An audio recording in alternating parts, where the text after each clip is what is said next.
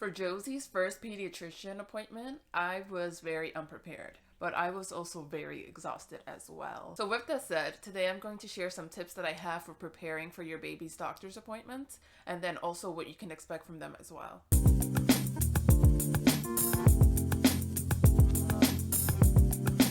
So first, I'll start with preparation. It's always a good idea to have a list of questions that you might have for your pediatrician, just because it's very easy to forget when you're there. I mean, you can always call later on to ask, but I personally prefer to ask questions face to face. Along with that, I would suggest having a well-packed diaper bag, which will include a birth cloth. I actually always carry a birth cloth with you, especially with a newborn. They tend to spit up a lot. Also, I would suggest to pack your own diapers. The pediatrician office will have their own diapers, but at least for me, I like to just stick with the diapers that I use just because I'm familiar with the fit and sizing of them. Sorry, Josie is distracting me. But yeah, I would just prefer to stick with the sizing that I know. I mean, their diapers work just as fine, so if you don't mind switching, then that's up to you. Then also, I would suggest bringing their favorite binky if you're using binkies. And then also, if you're comfortable with breastfeeding at doctor's offices, I would suggest to bring a breastfeeding pillow, just because it's a lot more comfortable than just holding your baby in your arms the whole time.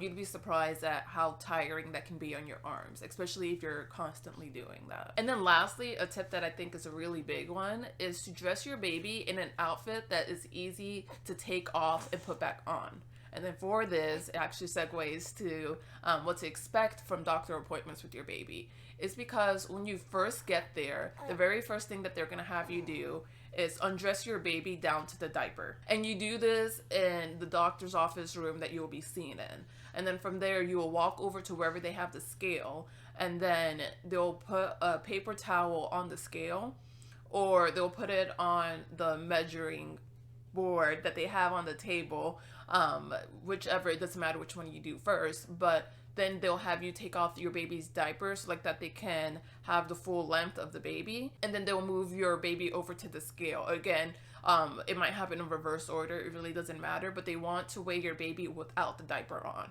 And then afterwards, you can either put the baby back in that same diaper if it's still clean, although taking off the diaper and exposing the baby to cold air tends to make them pee, so there's a high chance that they will probably pee during this process. So again, you can either put your own diaper back on the baby, or the pediatrician's nurse, the person who's doing this with you, will give you a diaper that they have. It really doesn't matter. It's just a personal preference on what you choose to do. Your baby's hair circumference is also measured at this time. Then from there, you'll go back to the doctor's office room that you'll be seen in, and then the nurse will ask you if you have any questions, and then you can ask it to the nurse.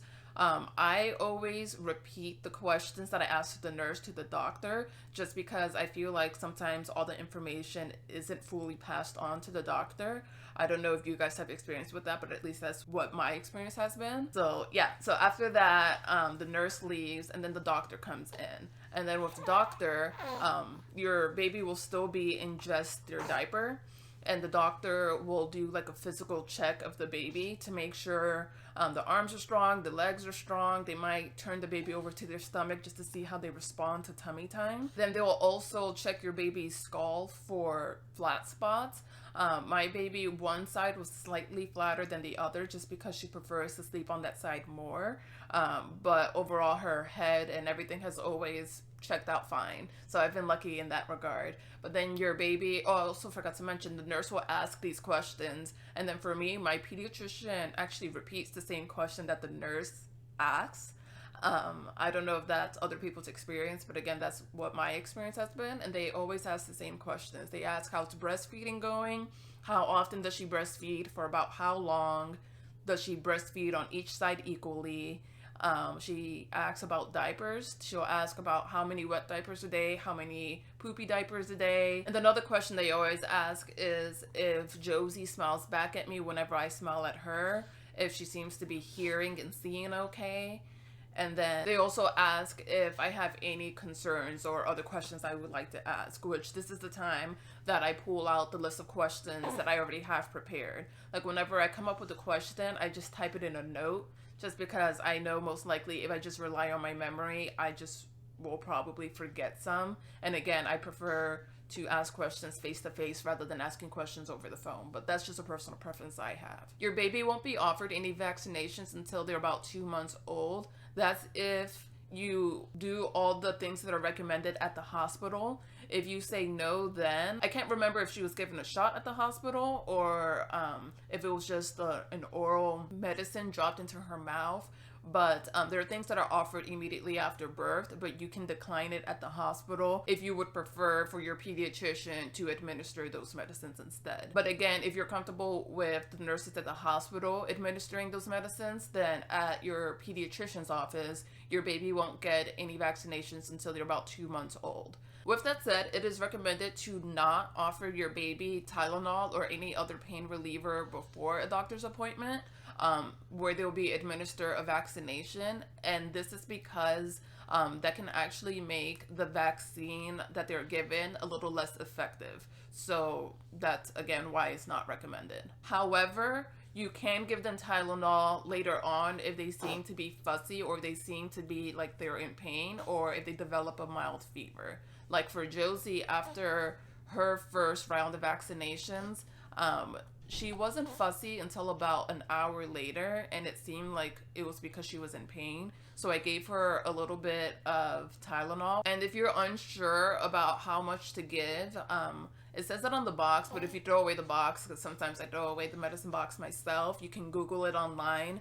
And I find that it's best to go off of the dosage by weight. I think sometimes they'll have the age as well, but I feel like weight is more accurate. But if you want to be extra sure, you can always call to your pediatrician's office and speak to a nurse, or when you're at your appointments, you can ask what a safe dosage is to give your child, and they'll let you know. So that's the advice that I have when it comes to your doctor's appointments with your babies. If you have any questions about what to expect during doctor's appointments or how to best prepare for them, please let me know in the comments.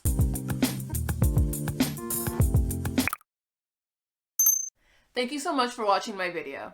If you would like to further support my content, please go to patreon.com/yourfriendjanellis to become a member of my Patreon. As you may know, Patreon is a way for fans to support the content that they love on a monthly basis. Members of my Patreon enjoy the exclusive benefits of a chat community, live streams, and guaranteed access to me via direct messaging. By supporting my Patreon, you're allowing me to dedicate the time and effort necessary to create, edit, and upload new videos on a weekly basis. Thank you so much for your support, and I appreciate you all.